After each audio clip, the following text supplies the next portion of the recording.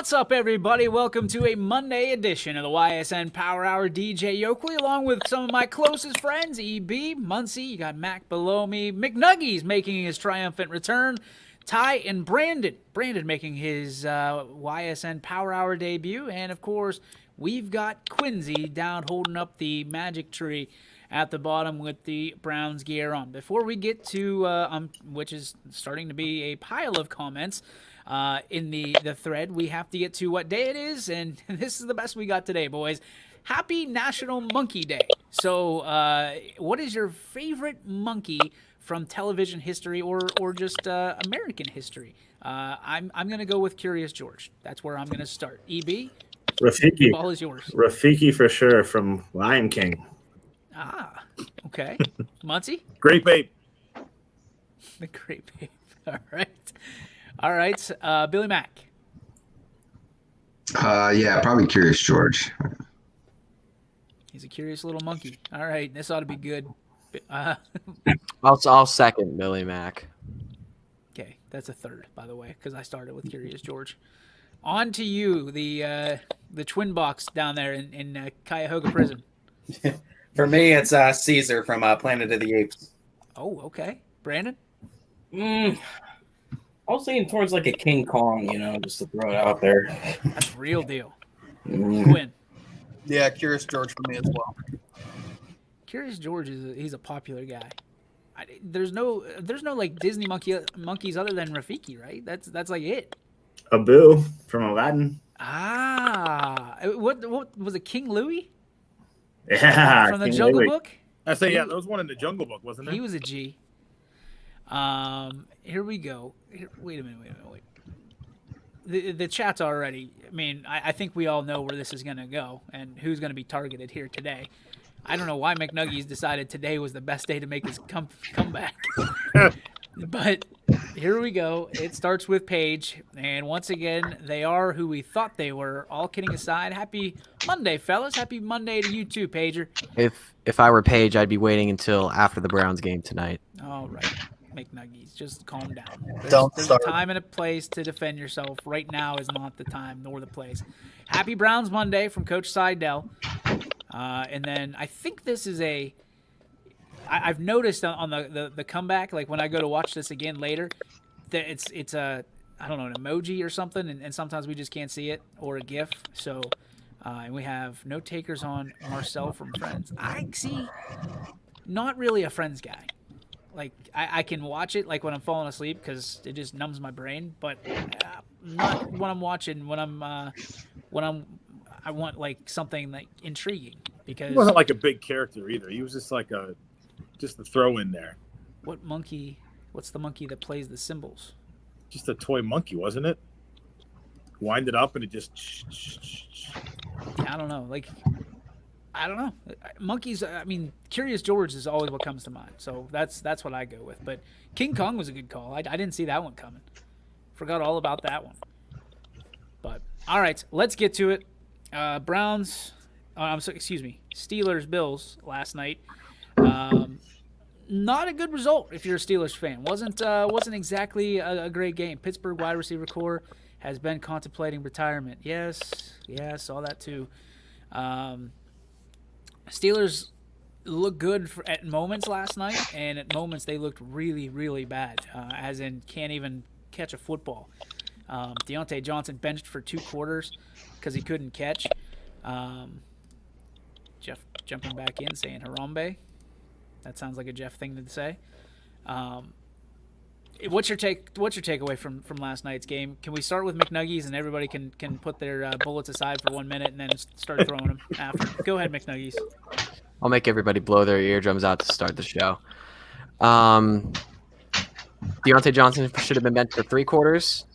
I was saying this last week. James Washington deserves more playing time, and he got it last night, and he did relatively well when the ball was thrown his way. Ben, there were some decisions where I wanted to strangle him. The pick six throw at the end of the first half, that was a horrible read from Ben. That's not the decision you make in that scenario. The downfield heave to Washington, he saw that too late, and that's half Ben, but I just don't know what to think anymore. I mean, we were really banged up on defense. I didn't expect a great performance on that side of the football. But offensively, when you don't have a run game, you can't expect to have success at all. Until they get a run game, I don't think anybody should respect this team. That will be the death of the Pittsburgh Steelers in the playoffs. They will live or die by their success in the run game. Because if they don't have success, they're not winning. The run game? That is your team. If they don't have success in the run game, they're not winning they're not winning football games. What's success now that they're in the going run up game against for you? defenses that are competent and playoff defenses that can stop the pass game, we don't have a run game to supplement for that. So what's And when your success? defense is this banged up, What's success to you in the run game? That's my question. more than I'd say 75, 80 yards. Forcing defenses to be honest, which that's not happening. Okay, so 80 yards is success in the run game. For the Steelers at this point.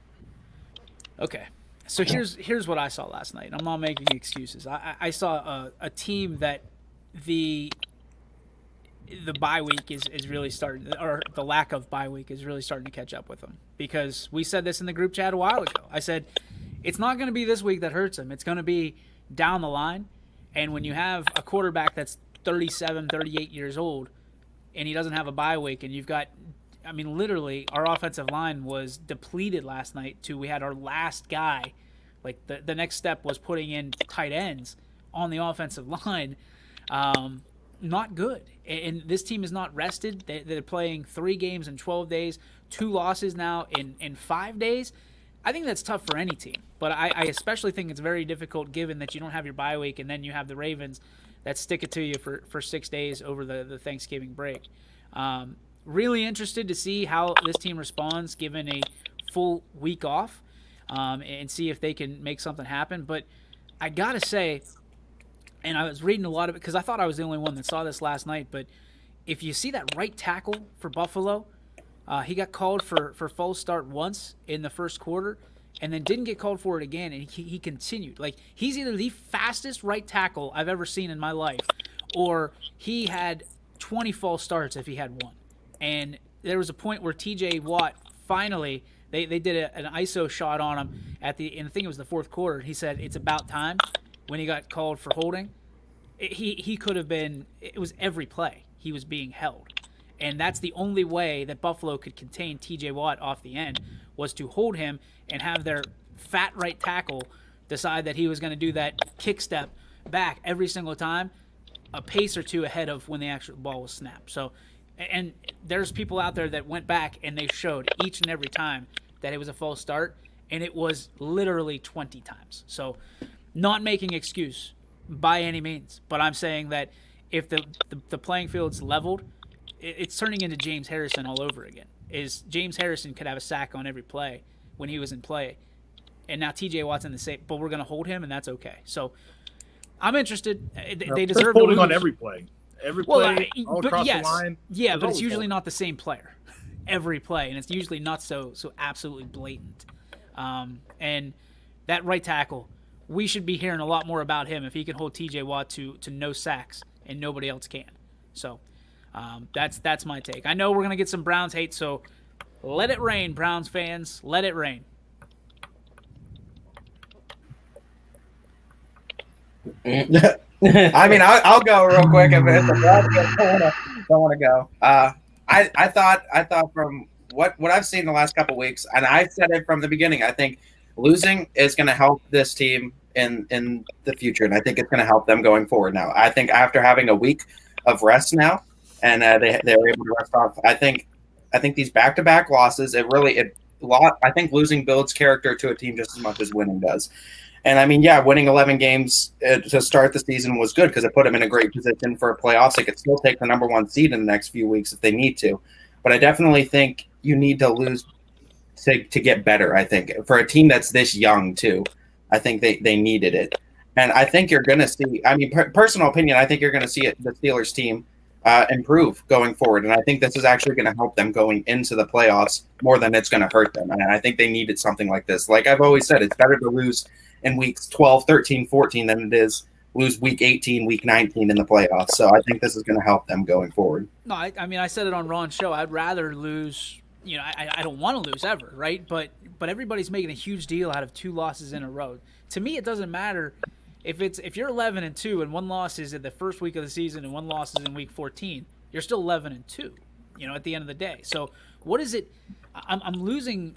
Do people think that the Steelers are just going to quit because they lost 2 games in a row? They're just going to, you know, pack up their lockers and go home? Because here's my thing, and I listed the level of scumbags, and it's going to be my beef today, of people that are fans and fandoms. And you know what? Browns fans that trash Steelers every time they lose, you're here. There's 3 more levels below you. And one of them is Steelers fans that trash the Steelers and just this is the worst team I've ever seen. Ben needs to retire. But, you know, the receivers do suck. Like, that's just that happens. That's Deontay Johnson stinks. But when you lead the league in drops, you're not going to win many games, especially when you keep going to them, thinking that that's going to help you out. Let's get to a comment here in Josh Scott, and then we can go to Billy here. Josh Scott saying, it's cute hearing Steelers fans discuss injuries. Chubb, Teller, Ward, Harrison, Garrett have all missed multiple games. Greedy Williams and Grant Delpit haven't played a snap. OBJ out for the year. We're relying on Andrew Sendejo to play safety, for crying out loud. I'm sure I'm missing some of the other guys who have missed for us. Go Browns. So I'm not crying about it. I'm just saying that I think some of these injuries would not be in play if we did what we talked about a while ago, and the Tennessee Titans should forfeit that game and whatever games they had to do with COVID. And the Steelers should have to do the same, or play with the players that you have. Unlike the Baltimore Ravens, unlike the Tennessee Titans, play the game. You know, if you don't have a player, he doesn't play. It's an injury. He's out.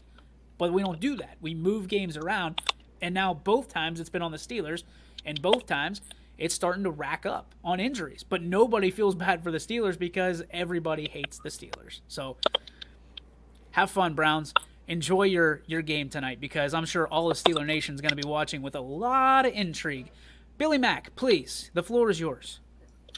I mean, I'm not going to start off with any, excuses or anything, but then list 50 of them for that's the sympathy party for the Steelers, because for the past 20 something odd years, all as Browns fans have had to heard is, well, we have 6 championships and you ain't done nothing, and we're gonna have our day. Yeah, okay, because you guys have been at the top of the mountain for a long time. Much respect, because you've earned it and you deserved it. But right now, the trending it's coming. It's coming. Browns are coming. Okay, and the Steelers are trending bad. They cannot run the football at all. They can't. James Conner stinks. He stinks. Their offensive line can't get any. They're not aggressive up front. They can't get any push. There's no holes in that. And then Big Ben just is making bad decisions. Now, they've won games against bad teams, so it's covered up for the fact that they're just not a very good team offensively. They have a couple of playmakers, but they're just not good. It's just that simple. And if you're not a balanced team, you're not going to win the Super Bowl. It's just not going to happen. Period. Okay, so are the Browns a balanced team? No, the Browns stink. It's not one or the other, right? It's not one or the other. There's a guy, Patrick Mahomes, plays for the Chiefs. Kansas City's pretty good. Yesterday. They're still pretty damn good. He did not look good yesterday. And I talked to Anthony on Running Point. I said, why aren't people talking about the 3 interceptions he threw yesterday? Why aren't people talking about the Saints losing to the Eagles? Because he's too with the Tyree. I mean, my big thing is, we talk about teams that peak too early, right? And Josh Scott pointed it out. I'll put it right back up. I think they peaked early. That's why 2 losses right now is bad juju. I think they haven't peaked yet. If I'm the Steelers, I don't think they've peaked. I don't think they're even showing half their playbook, if I'm being honest. But I'm not on that staff. I don't know that. But I know what this Steeler team has a tendency of doing this time of year.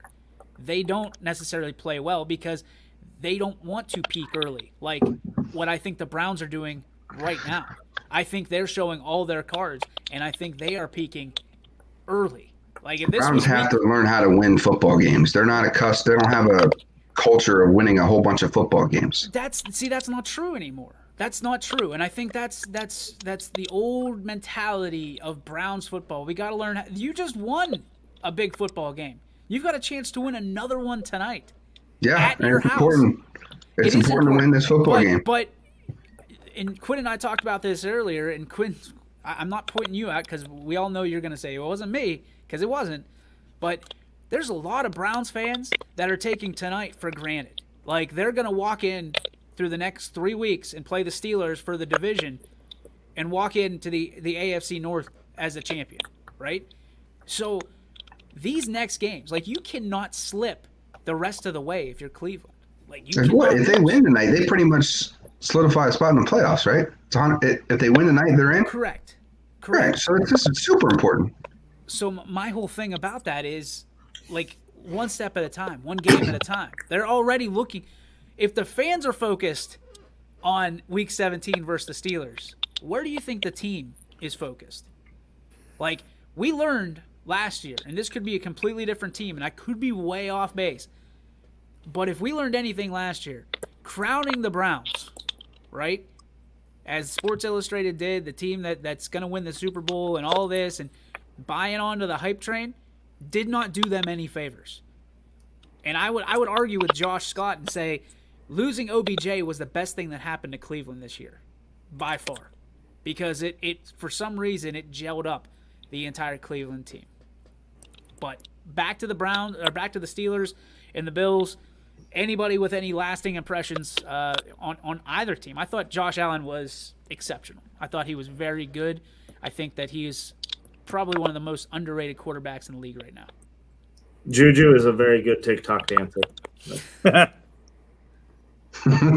I hate that drives me nuts. I don't understand why he's got to do that. I would have to disagree with. I caught the end of the running point.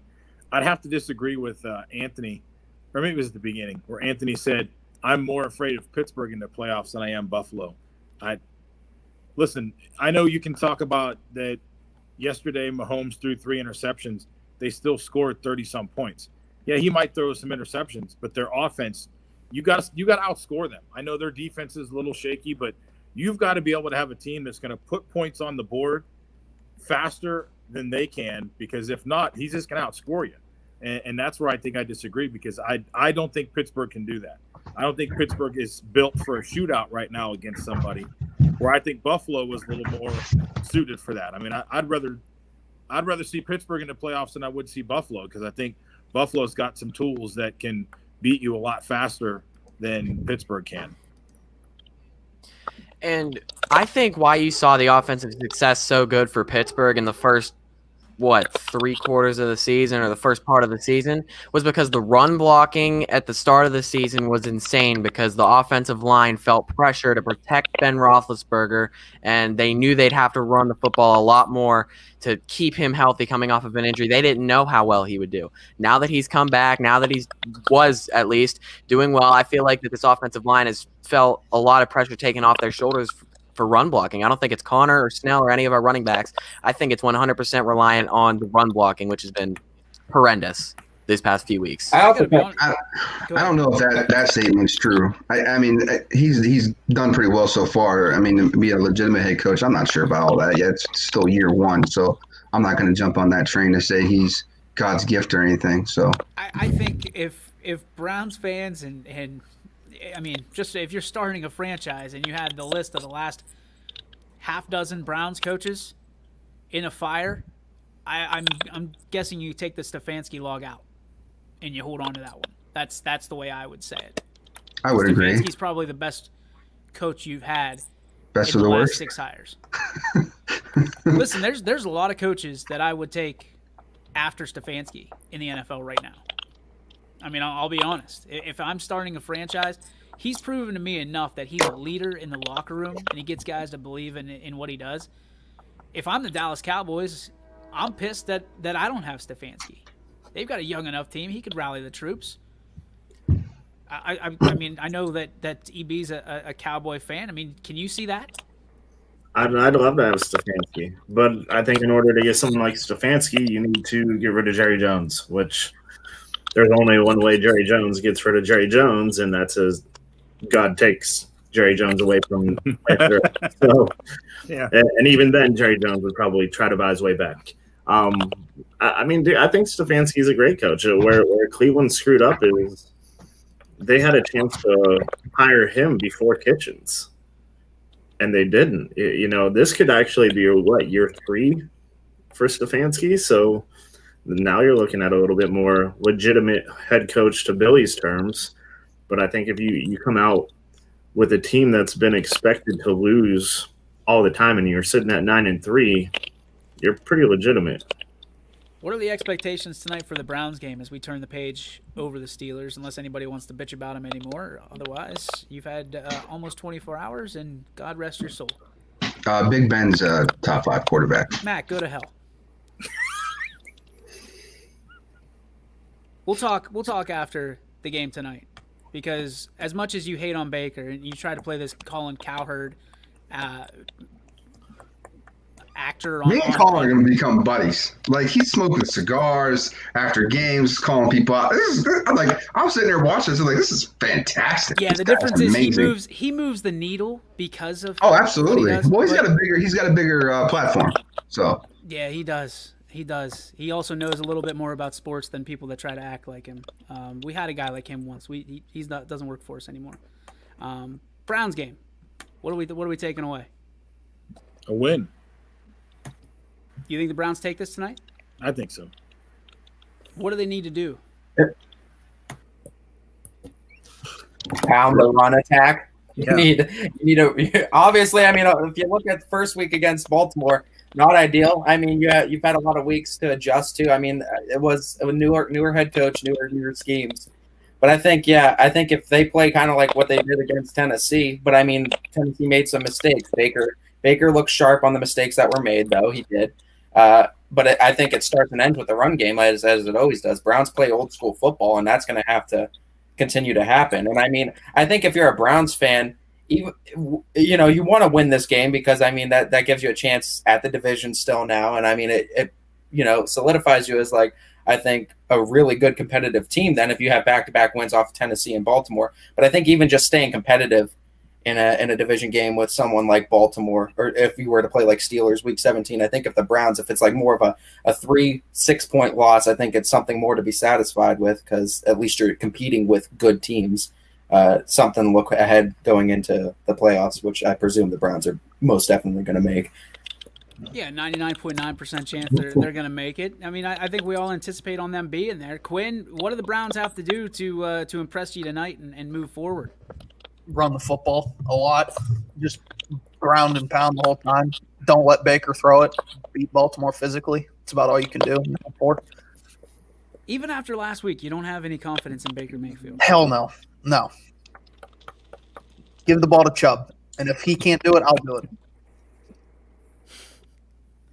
What, are you just going to actually go on the fact that you look put like Baker Mayfield? Put me in and shoulder his pads jersey? and give me a jersey. I'll turn and hand it off to him 100 times. I don't care. You remember what it's like to run 3 yards, right? I don't have to run. I just got to turn. I'll do tosses, so I don't even have to move. I'll just pivot. Chest passes with a football. There you go. Chubb to the left, Hunt to the right. Toss. There you go. Make Lamar throw the ball. He hasn't thrown the ball even remotely well this year. I think there's some value to that. Yeah, except our coverage sucks. Yeah, Behind me. I kind of want to see this Browns offense against what I believe is healthy, good Ravens defense. Because let's be honest, the Titans defense, it's not really that good. And defensively for Cleveland, they still let up 35 points to Tennessee. Do they have the firepower to have that ground and pound offense keep up with a prolific offense on the other side of the field while going up against a great defense? Because Tennessee isn't that type of team. I think Baltimore healthy has that ability. As crazy as it sounds, I think if Cleveland wins tonight, not only because of the loss last night to them, but I think this fires Pittsburgh up too. Because now Pittsburgh's going to be like, shit, they're only a game behind us. We're not going to lose the division to Cleveland. We need to get a little fired up here. I think from a mental standpoint that makes a lot of sense, Paul. But if the Steelers need somebody else winning to fire them up, they're in a bigger bat of dog shit than they could ever be in any other season. Because, listen, you've got a 38-year-old quarterback on borrowed time, right? There's no guarantee he's going to be there next year. He is elite. I don't care what the dude below me says. He is. He can be a top 5 quarterback if his receivers are catching the ball. I'll put it that way. He is the guy. If you watch that drive last night that the Steelers had down the field, it was effortless because the receivers caught the ball. And guess what?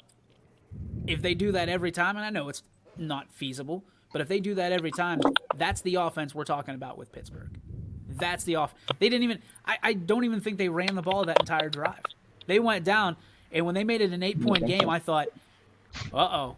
And coincidentally, the Ron Podesta Twitter account went silent after that score, and then didn't chirp back up until Buffalo went up 11 and eventually won by 11. So my thing is, Sam has a great point here. The Ravens have to start being in playoff mode tonight and from here on out, and that makes them even more dangerous. I think if the Browns walk away with a victory, then the entire league needs to be on lookout, because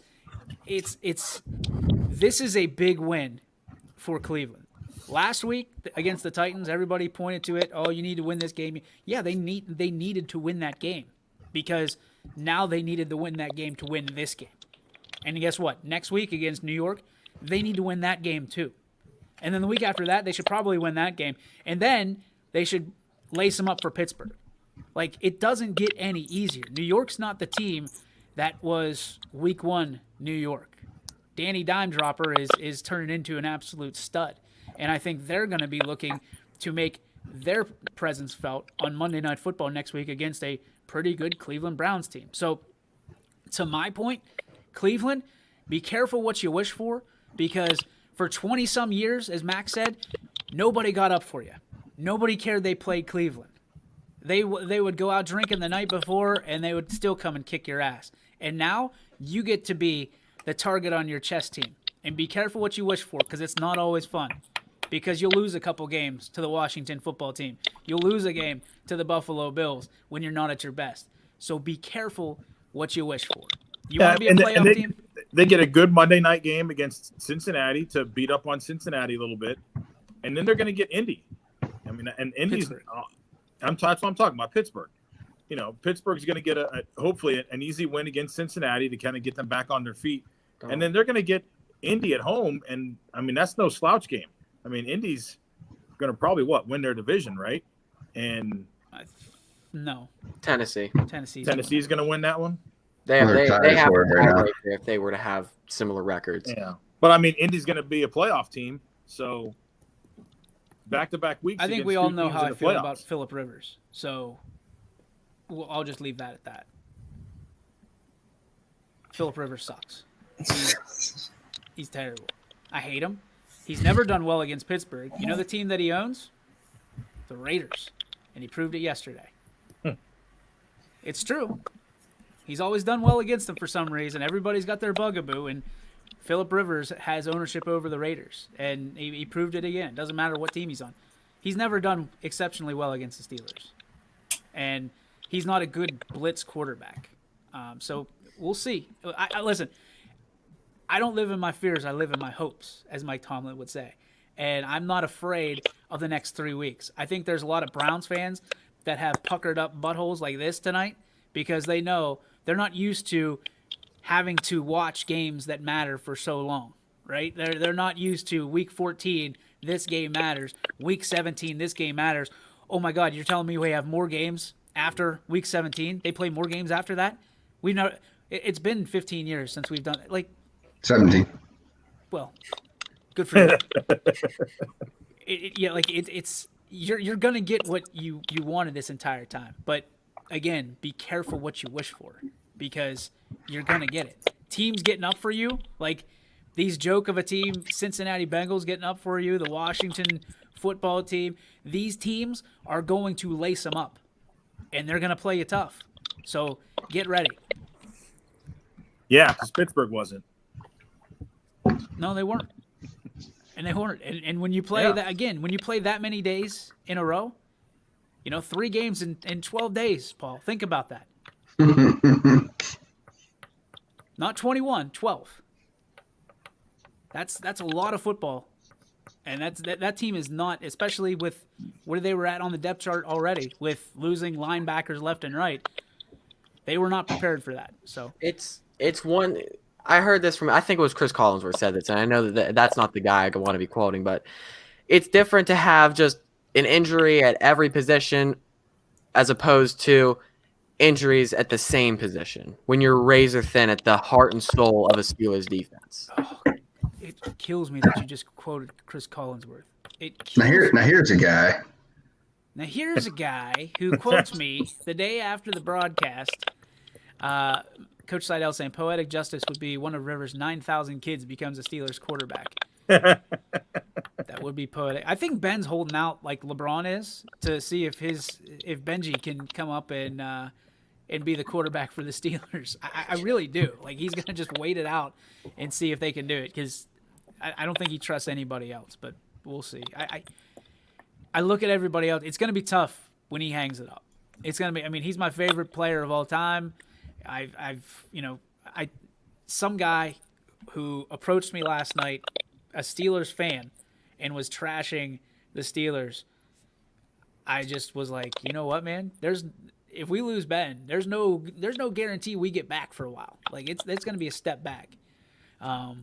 So I don't think that I'm not ready for it. Certainly not ready for it. Paul has some serious studio lighting.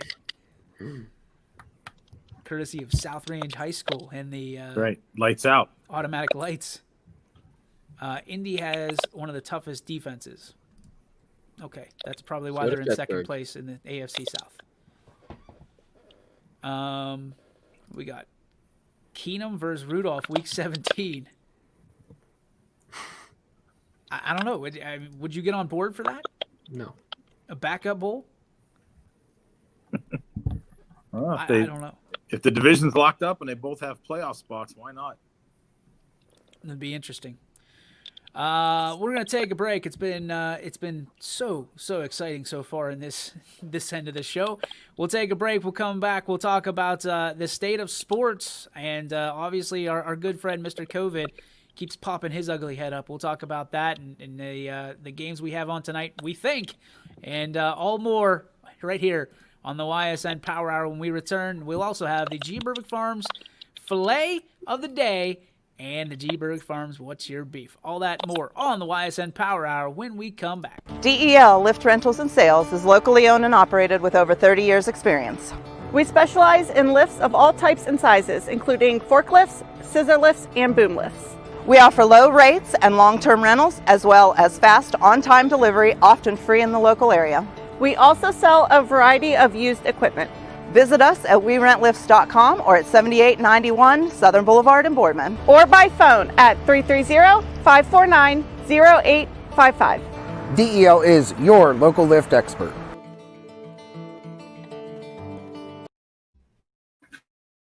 Hello, I'm Greg Burbick with G. Burbick Farms. For the last 100 years, my family has farmed in Columbiana and Mahoning counties. I began raising cattle in 1996 with the goal of providing a better product for you and your family on the dinner table. Our grass-fed and grain-supplemented Black Angus beef are raised with no hormones, steroids, or antibiotics. We're known for our hometown-friendly service and incredible tasting products. We're locally owned and have customers across the tri-state area. Our products go from our farm to your family. Stop by our farm on New Buffalo Road or visit us on the web at gburbickfarms.com. Don't forget to like us on Facebook. G. Burbick Farms, it just tastes better.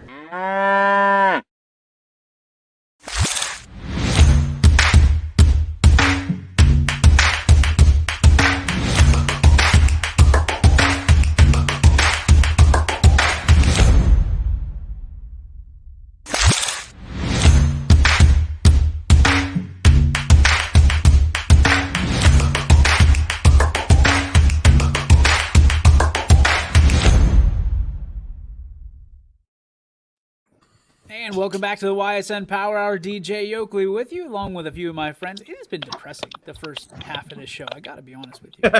What's up, Mike? You're still sad from last night. It's okay. See, I wasn't sad. I get agitated, and I should just turn my phone off. Like, I went to bed last night, and I just, like, Sarah's like, they lost. I said, yeah, I know. She's like, you need to just turn your phone off because it's not the Steelers losing that bothers me. It's people in general that bother me while I'm watching the Steeler game, and it drives me insane. And I had a plethora of them last night. Wasn't him though so much, was it? Oh, he just said he knows I said two things. He has to say one thing, and that's it. And then I just want to throw my phone. I said because when they lost, I sent Billy a private text. I was like, dude, he's gonna go crazy. I was like, and Poe is gonna like come in there with the big shit-eating grin tomorrow. I was like, this ain't gonna be good. And we're both like, what did I say? We're not. We're both like, we're not gonna say nothing to him. That's probably a good call. I'm not gonna lie to you because I literally sat there. I'm gonna leave him alone because he's gonna have to deal with Poe and his bullshit. So it's not gonna be today. Get him on Thursday. There was, you just better pray, my friend, that the Browns show up tonight. That's all I'm saying. I hope Baker Mayfield throws 8 touchdowns. No touchdowns are run in to the end zone by any running back, be honest, and they really lose by 3. Like you really feel like Baker's gonna play good on Monday Night Football? No. I do. Didn't he make his debut on Monday Night Football? Thursday Night Football. Thursday Night Football. Yeah, I mean, same thing. I mean, there's football every night of the week, basically. From here. Right now, there definitely is. So, I still don't buy the act that you're not a Baker fan. Like, I know you say you're not, but if he leads them, you've been known. Your nickname's Billy Bandwagon, so it's not real hard for you to hop from one train to the next. So I'd be really interested to see if you jumped on the Baker bandwagon. I think you would. I could be way off, but I think you would. Regardless or not, the Browns and the Ravens play tonight on Monday Night Football, and as an ambassador of Steelers Nation Unite, as Ron would say with his Bills Mafia BS, I wish the Browns the best of luck. I hope both teams have a plethora of fun tonight during their game. I even wore my brown and orange to root you guys on. Guys, the COVID situation continues to mess up everything. I mean, did anybody catch the tweet that Governor DeWine put out on his Twitter page this morning about the FedEx trucks rolling up with the vaccines and things of that nature? His page chimes in. I was at Baker's debut. Was insane atmosphere. Wish COVID wasn't a thing. Tonight's game would be electric. I agree with him. COVID is a thing. And DeWine had his Twitter out watching with his mask on with, I don't even know who it was next to him. The camera person was behind him. The trucks were rolling in. The vaccines are being administered. And my question is, number one, how quickly are we going to take down the masks, let people back into the stadiums, let people play? Are we still allowed to be sick? Or is everything COVID now? You know, it's if you sneeze, look how fast. If someone sneezes or you sneeze, look how fast someone looks at you, even if you have a mask on.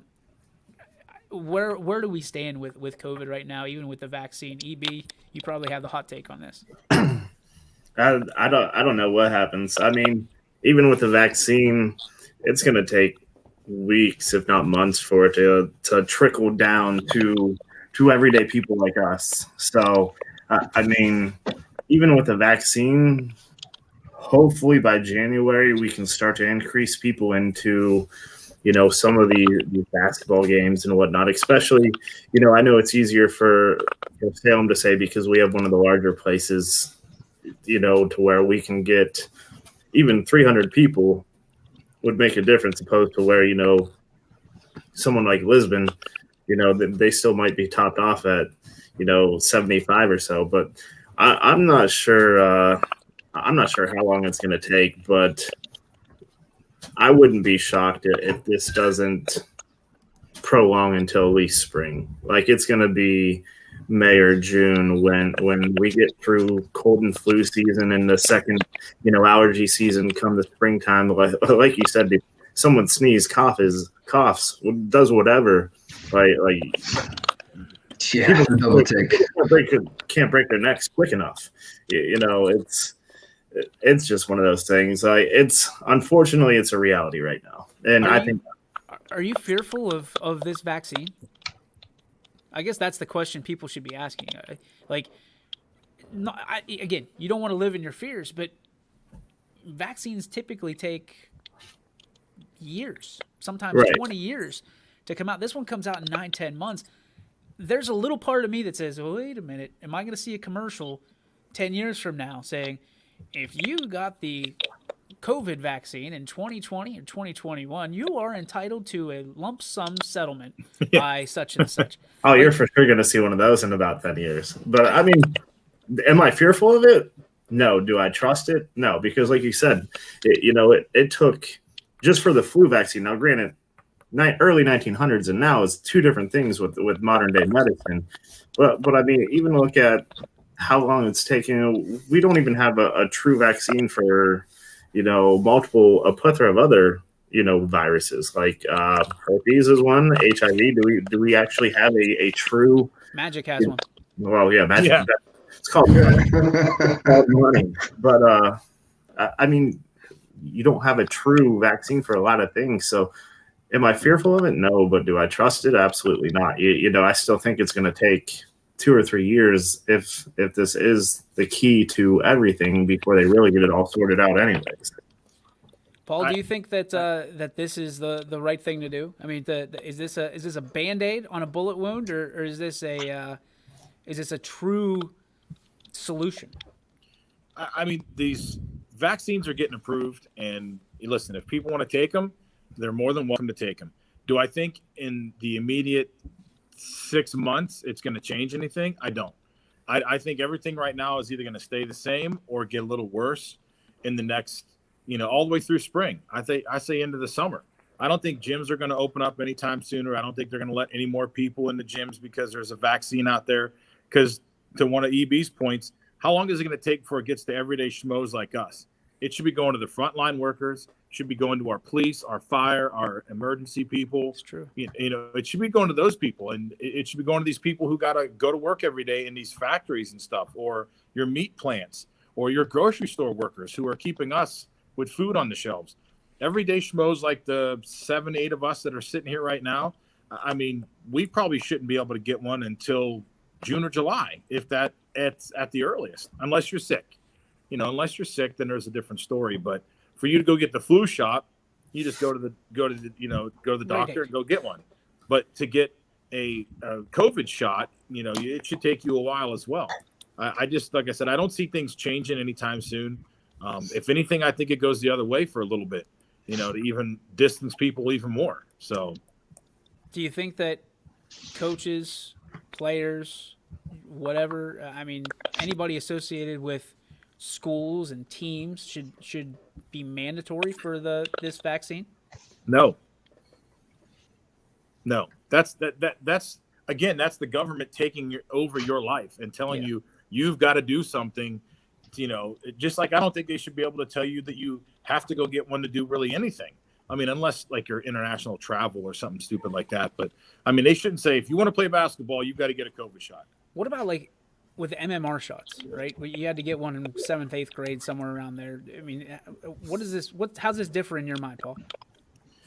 In my mind, it's different because the things that you're getting for those shots that we've all had to give our little kids, or we all got one as we were growing up too. Those were, again, like what EB said, something that they've proven over years works to stop mumps and measles and, all these other different things that you get these shots, you'll be a healthy kid. You'll be okay. And you can go to school if you get these shots. I get it. But for them to say, well, we need this COVID shot for you to come play basketball or for you to come back to school. Says who? I'm thinking they will. I'm thinking they will try to do that. I don't know if they'll do it right away, but I think they will try to do that at some point, is make you take this vaccine to go to school. And they'll be start with the kids. Because with the adults, they're not going to have adults are going to do what adults want to do, right? At the end of the day, I mean, if they don't want to go and get a vaccine to go to work, like they'll find another job. Maybe not everybody, but they have that option. Like with kids, like that's where they're going to hit it. Is they're going to just say, "Hey, we're going to make you kids do it." And you know what the parents can say? Either the A, they're going to sue their ass off, or B, they're going to say, "You know what? My kid's going to stay remote." They might, but the government's the one that's going to be forcing it down our throats here in a minute. Yep. Yeah, the government's spending a lot of money on these vaccines, and I can't imagine they want. You're going to take this, sir. Quinn, what's your take on all of this? I mean, if you're a coach, if you had to take the vaccine and you were one of the first in line, would you do so?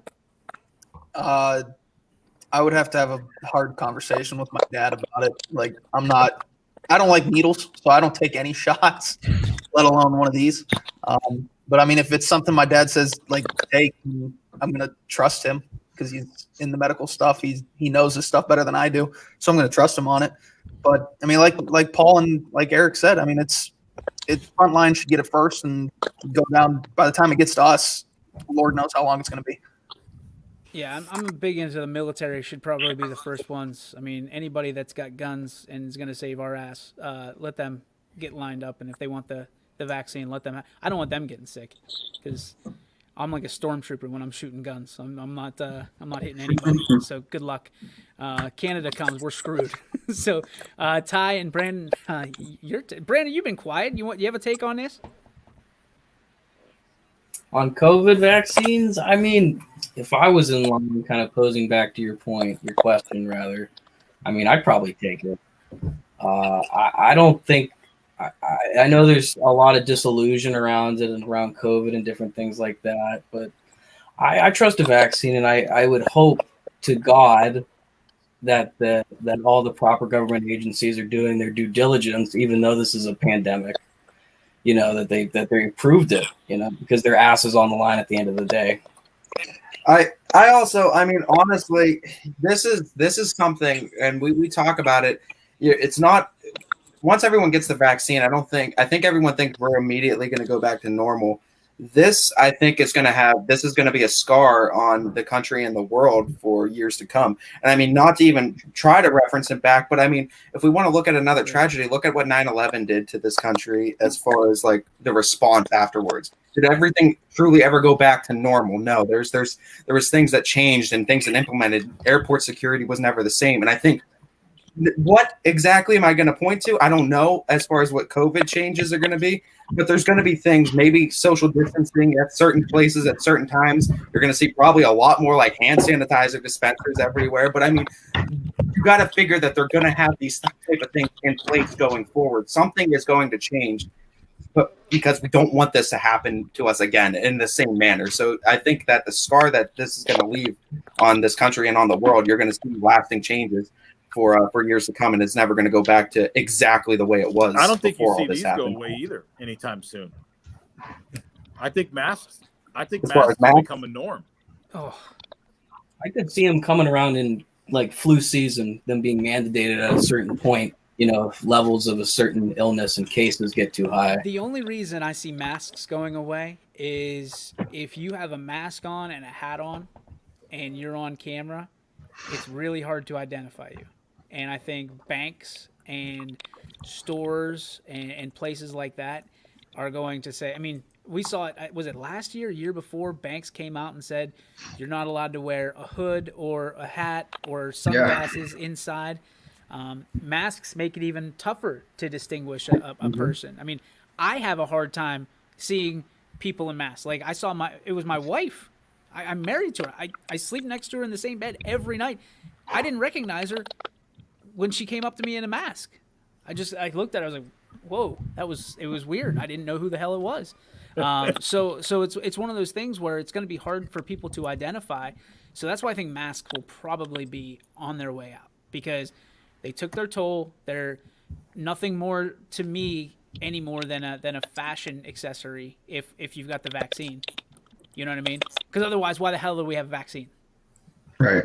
So, you know, I can see people using them as crazy as it sounds, a fashion accessory, and that's about it. I can see certain places, I think, requiring them. You know, you're going into a nursing home, you're going into a hospital, you're going into like, maybe grocery stores where food and stuff is. I could see them requiring in those kind of places where, I'm not saying every day you go out and you're walking around the park, people are going to be wearing them and stuff, or different places, but certain venues, I could definitely see them saying masks are required.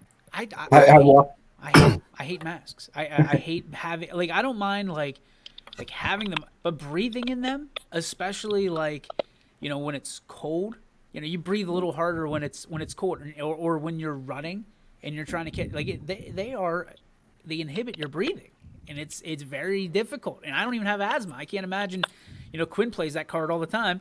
I don't know if you actually had asthma, it would be very, very difficult for you to have a mask on.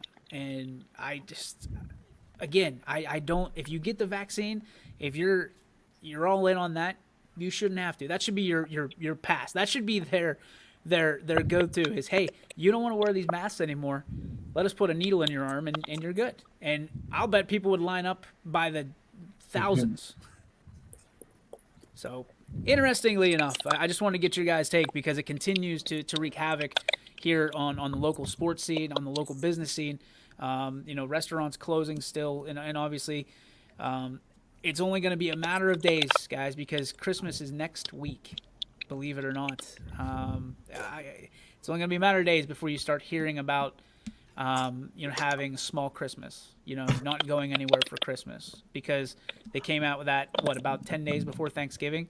Here we are 11 days before Christmas. I think that we're going to get that here pretty. I already seen the same ad yesterday, but a Christmas version of it. See, there it is. I knew it was coming. He's going to be watching. Here's the guy in the health field, Mark Roth. Masks will be around for quite some time, even with the vaccine. Well, I don't like that answer. What's Michael Scott say? Well, I don't like that. Nope, don't like that. Yep, nope, don't like that. No, sir, I don't like it. Let's get to what's on tonight. Beaver Local and Edison will not be shown on YSN. There's a YouTube link that it can be shown on. We'll try to get that link for you. We might even try to get that link and embed it into our page. There will be no announcer. Mike has the night off. We do have, at 5 o'clock in about an hour, we have Boardman versus Poland swimming. So make sure you hop in the pool with them and get the latest version of Paul, what? What? Oh, you just had that look on your face like you were. I was going to say, cannonball coming. Yeah. United and Crestview, Larry, no Poe, or is it Larry and Poe? No Poe. No Poe. Larry has United versus Crestview. East Palestine, Columbiana is canceled or postponed. That was supposed to be tonight. Jackson, Milton, and Western Reserve. Anthony will be out there for that one. A 5:30 tip. It's JV 2 quarters. So I'm guessing it's not going to be 5:30 tip. Probably 6:15. Yeah, 6:15. 6:20. 7 p.m. Southern Local in Latonia. Derek will be out there doing that game. No Springfield versus Sebring. No Valley Christian versus Wellsville. And we do have Struthers versus Boardman. It's senior nights in Struthers. So we will have that. The school is doing that for us, Paul? That's right. They'll be doing it. And a programming note for Wednesday. The Sebring Springfield game tonight and Thursday got canceled, but Springfield did just pick up Jackson Milton on Wednesday at Springfield. And that'll be a 6:30 start, it looks like. Yeah, they got 2 quarters of JV, and then they're going to go varsity. All right, so that's a nice little, really a nice evening here on YSN. Tomorrow, not as much, just 3 games on the docket. Camel versus Crestview, South Range versus Struthers, and Boardman versus Lake. So get your fill of sports tonight on the network. And then I don't understand the 2 quarters thing. What's the 2 quarter thing about? Sometimes they don't have enough kids to play 4 quarters of basketball and then qualify for the varsity. Oh, okay. I didn't know if that was like a COVID thing or. No, they do that. They did that prior to COVID. Let's get to our and some of you haven't been around since we started this. It's a high-low system. So we used to just have the beef, brought to you by G. Burbick Farms. Now we have the filet of the day. So we want your good, we want your bad, and we want it brought to you by G. Burbick Farms. Visit them on the web at gburbickfarms.com. Leading us off today is the Q-Man with his Browns jacket on. Go ahead. Yeah, go Browns. So I got two beefs to start. I'm going to start with that. My first one is a soft one. It's with Poe. It's not that hard to keep this heater on. It's not loud. It's not distracting. Nothing. Keep it on. Second beef is with the Green Bay Packers. You got one of the better running backs in the NFL, and you don't give him the ball. I need him to get the ball so I could beat Paul by even more in fantasy. Shut up. I don't want to hear so it in your stacked team that you like robbed people with. I made I should trade. people your Paul. It was lineup. a trade. Oh, get out of here. It was You a trade. robbed people. You're on the way out. You lose. It's okay. It happens. You'll get me next year probably. Steve. And so the high thing now, I got to give it to Nuggies. Played well on Saturday. Beat my ass again. And just good job, Michael. You played well. I'm proud of you. Nice. Thank you, Look Q. at that. All right, Ty and Brandon, you guys can decide who goes first. You want me to go first? All right. And I guess they're going to both kind of relate to tomorrow for me. My beef is last Tuesday, no competition for Trivia Tuesday. Me and Quinn just steamrolled through everyone. So if everyone can bring their A game tomorrow, that would be just great. And my fillet is the partner I ended up with last week. I don't know, man. Everyone disses Quinn on this stuff. I mean, this dude knows 3 baseball questions in a row, and I don't think he watches a baseball game in his life in the last 2 or 3 years. So yeah, Quinn and I getting that dub tomorrow. Bring the competition. We're looking for it. Here's one for you, Quinn. How many stitches are on a baseball? Who cares? There it is. He's back. He's back. We got a little treat for you guys tomorrow with Trivia Tuesday, so we'll keep that kind of close to the vest. Brandon, beef and your fillet, sir. And my fillet. I don't know. As far as the beef I had, I have a separate job that I've been waiting to get paid for about 3 days. No call from a corporate office, multinational, multi-million-dollar company, waiting for my paycheck. Attaboy. Unbelievable. But as far as how does this fillet go? Just anything that's good. Anything that you have you're looking up in life. You can talk Browns tonight. Yeah, I mean, I'm hoping for a Browns win. Hoping Chubb gets the ball a lot. Hoping Kareem gets involved. T. Higgins. Hope Baker Mayfield throws the ball at least accurately. That's all I'm looking for. Don't say that too loud around Mac. McNuggies. Stinks. All right, so Filet is going to be with Quinn being able to go up against him in Lisbon on Saturday. Had a lot of fun. It was a great game, obviously, but I think we all know where the beef's heading. It's the Pittsburgh Steelers, 2 losses in a row. But, there's room for improvement, and get at it this week and hopefully get ready for a win against Cincinnati. All right, here we go, Mac. Floor's yours.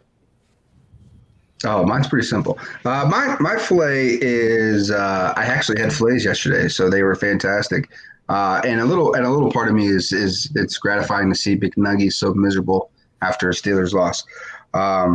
And my beef is the fact that I have to work tonight and I can't really watch the Browns game. But I think that's going to be a blessing in disguise because, as we all know, Baker stinks. Muncie?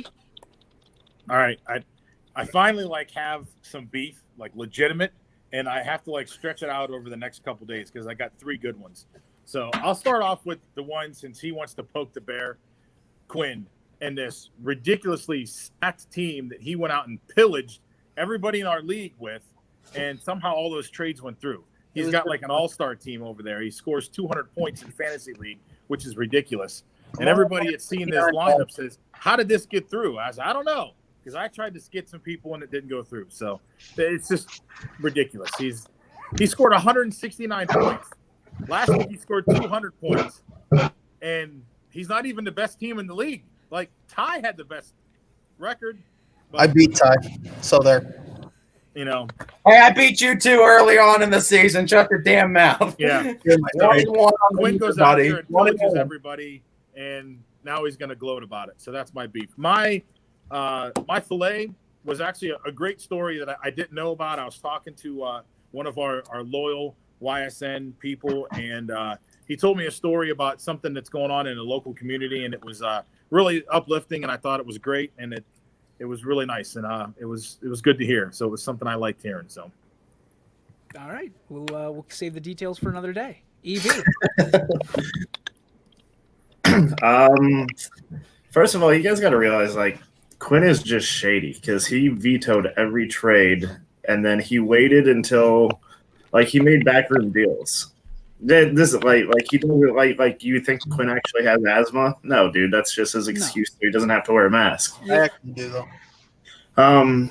But my beef is I'm gonna go with parents at youth events. Like, I had to separate parents because someone scooted closer to someone else, and then they started arguing, and I had to come in and, treat them like third graders. And you sit over here, you sit over here, you don't talk to each other. But, like, you're the adults in this situation. Set the precedent for your kids. If you don't like something, I don't know, like, just move. It's a simple concept, and don't sit there and start screaming, yelling, and stop a basketball game because you're upset or whatever is going on. But outside of that, my filet is probably right now huge kudos to two of my players, Kyla Jamison, who will be going to Penn, which is an Ivy League school for track and field. I think that's awesome. Anytime you get to go to Ivy League, one, you're obviously super smart. Two, she's going to be a great student athlete. And this weekend, I should say, another one of our players got accepted into the Ohio State University. She will have her choice of where she wants to go to school. So anything like that you can find as a positive, hard work in a classroom is definitely something that they take serious, and kudos to those guys. Awesome. All right, so I'm going to go with my filet first. And my filet is just being able to watch sports. Remember the time, I don't know, about 7 months ago, when we were just tap dancing here on YSN because there's no sports to talk about. To be able to watch the NFL, to be able to watch the NBA, to be able to watch local sports, it really is an honor, right? We had that taken away, and as you hear every PA announcer talk about, the option's always there to take it back.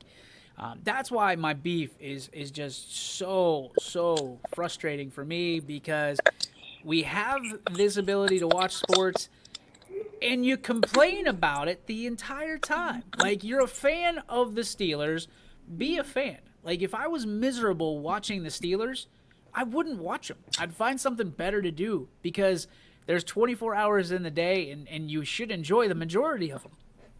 If you are not if you are a Steelers fan, or you are a fan of a team, stop putting them on blast. You are not a fan if you do that. Fan is you support your team. They are not going to do everything that you and your stupid chair thinks that they should do. You are not an offensive coordinator. It doesn't matter. You can name your dog Steely McBeam. You can name it doesn't make you a fan. You support your team. Stop blasting. If your team is 11-2, that means that they have 11 wins. Enjoy that, right? There's 31 other teams that would have wished they could have gone 11-0 during that stretch. So that's my beef. And all beefs brought to you by G. Berwick Farms. Visit them on the web, gberwickfarms.com. Their farm to your freezer. That is going to do it. Final thoughts for today, guys. Anything lingering out there we need to address before we let people go? That's it. All right, we will see you tomorrow. It is Trivia Tuesday on YSN. A special guest coming in. I'm sure you all probably have an idea who it's going to be. He's loud, he's proud, and depending on if the Browns win or not, he's going to be obnoxious. So we will see on Trivia Tuesday. Join us tomorrow. And yes, by the way, RIP Cleveland Indians. We didn't even get into that. That's a beef for me tomorrow.